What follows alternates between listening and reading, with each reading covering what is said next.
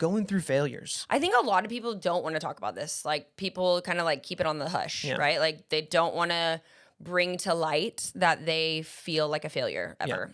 Yeah. It's and I'm glad you said that, like feel like a failure, because I think failure is subjective. Definitely a feeling. And it's definitely like on a spectrum Absolutely. of whatever. Like, yes, you can tangibly, physically like fail a test. Right. Right? Like you can not get enough to pass. But we're definitely not taking tests. No, I agree. But like, well, life might be a test. Yeah, but you're not, right? like you said in the beginning, you're not getting like an F or an A or... So there's no rubric for life. We are our own teachers in that, in terms of like, absolutely, we grade ourselves, right? And I think a lot of us, when we don't get what we feel like we want or deserve, we deem that as a failure instead of like a learning opportunity or something like that. But, the first topic of conversation around this topic of failures is, how do we recognize the signs that things aren't kind of going right for us? I think that's the first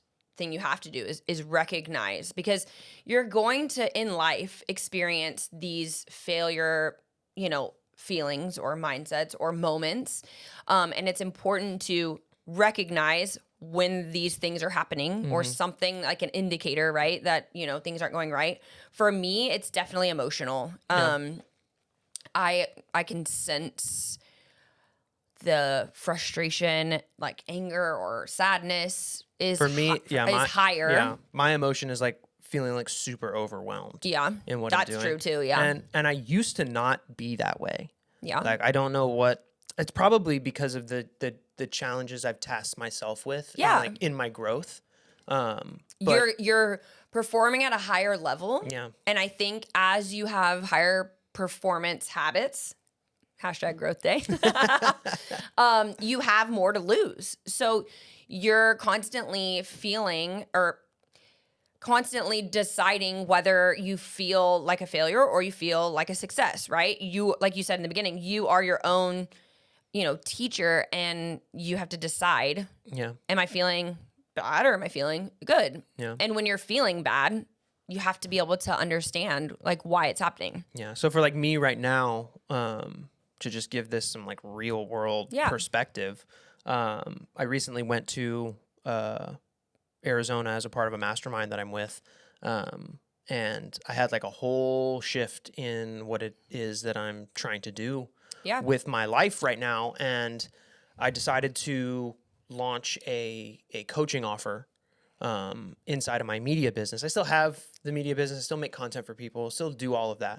Right. But because I already coach part-time for another coaching program, and when going to this mastermind, I had this like epiphany of like, you should just do it on your own. Right. Like, don't keep yourself in a box of like, you can only earn so much with somebody else's program. Right. Like charge what you want to charge and do what you know that you can do because you're already doing it. Yep. Right.